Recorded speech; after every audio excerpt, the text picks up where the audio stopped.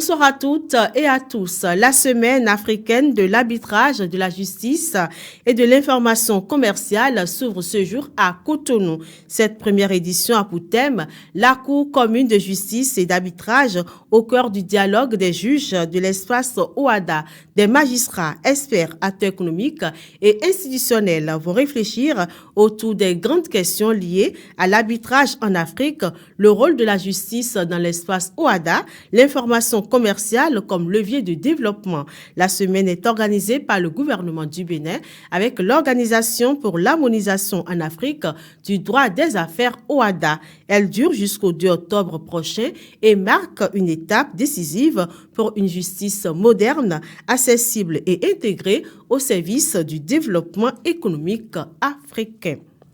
Les opérations de transfert du centre de vote initialement prévues pour s'achever hier dimanche sont prorogées au vendredi prochain 3 octobre 2025. Toutefois, la prise en compte sur la liste électorale informatisée des personnes nouvellement enrôlées au RAVIP ainsi que la mise à jour des données démographiques ont pris fait impérativement hier dimanche 28 septembre 2025 selon le communiqué en date d'hier signé par le directeur général de l'ANIP, Aristide Guy Adjinakou Nyaoui. L'Agence nationale d'identification des personnes ANIP rappelle que sa plateforme web e-service anip.bj, son application mobile ANIP-BJ et le code USSD étoile 151 dièse restent disponibles pour consulter son centre de vote et effectuer un transfert du centre de vote. Toujours à travers le communiqué, l'ANIP invite donc les retardataires à saisir cette dernière opportunité afin d'être prêts pour les prochaines échéances électorales. Cotonou a accueilli samedi et dimanche la conférence internationale sur la nutrition. Elle a réuni experts, leaders internationaux et partenaires. Pilotée par l'ANAN, Agence nationale de l'alimentation et de la nutrition, elle a été présidée par le chef de l'État, Patrice Talon. Le thème retenu était « Investir dans la nutrition, un choix stratégique pour la santé et le développement durable ». Les échanges ont porté sur les solutions locales, le fardeau intergénérationnel et les innovations pour les cantines scolaires. À la cérémonie inaugurale, le président de la République, Patrice Talon, a rappelé l'urgence d'une action concertée pour garantir la sécurité nutritionnelle et promouvoir le bien-être de tous. Mesdames et messieurs, c'est parce que le gouvernement du Bénin est conscient de cette réalité qu'il s'est engagé à la suite de son programme d'alimentation scolaire, dans un ambitieux plan de supplémentation nutritionnelle qui vise à offrir à tous les enfants de milieux défavorisés, dès leur conception jusqu'à l'âge de 2 ans, un accompagnement nutritionnel conséquent pour leur garantir un développement optimal du cerveau, du corps et des défenses immunitaires. Car en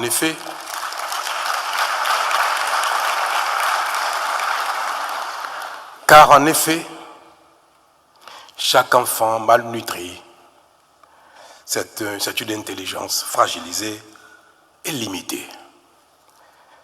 C'est une force perdue. C'est un avenir compromis. A contrario, chaque enfant bien nourri est une promesse de réussite, un moteur de croissance, une pierre solide pour bâtir la société et rompre la chaîne intergénérationnelle de malnutrition. Cette chaîne qui veut qu'une mère malnutrie donne naissance à un enfant fragile à potentiel limité et qui, à son tour, s'il est malnutri lui aussi, aggrave les faiblesses de sa progéniture et la rend très peu apte à profiter efficacement des infrastructures, de l'éducation, de la formation, des offres d'emploi et autres que sa communauté lui offre. Devant un parterre de participants venus d'horizons divers, le chef de l'État, Patrice Talon, a insisté sur l'importance d'investir dans de meilleures politiques alimentaires pour répondre aux besoins des générations présentes et futures. Mesdames et messieurs, bien nourrir nos enfants n'est pas une option, c'est un impératif.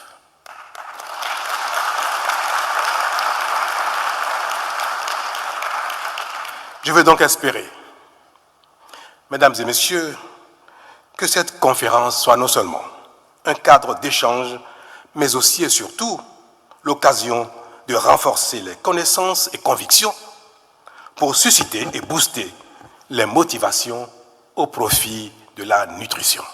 L'écho de la conférence de ce jour permettra aux initiés, permettra à la masse, permettra à tout le monde de comprendre les dégâts de la malnutrition.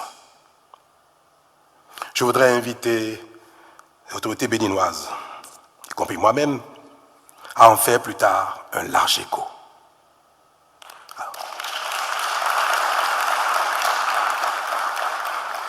J'invite donc les experts et les scientifiques à nous donner les éléments d'explication, de compréhension dans les mots les plus simples.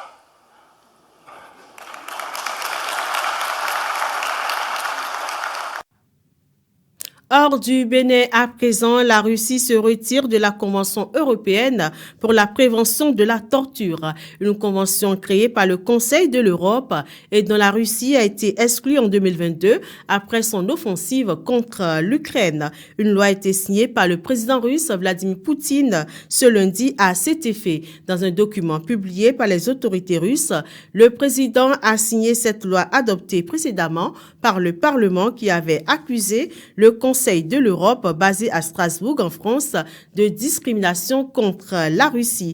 La Convention européenne pour la prévention de la torture, pour rappel, ratifiée par les 46 États membres actuels du Conseil de l'Europe, vise à protéger les personnes détenues de possibles violences et prévoit notamment des contrôles dans les prisons.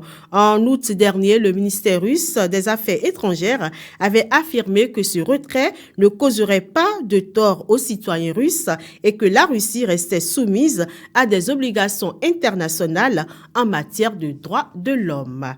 Nous mettons un point final à ce condensé de l'information. Merci de nous avoir reçus chez vous et merci également de nous suivre sur Facebook, YouTube, TikTok, Instagram et Insta. Très belle semaine à vous sous la protection divine.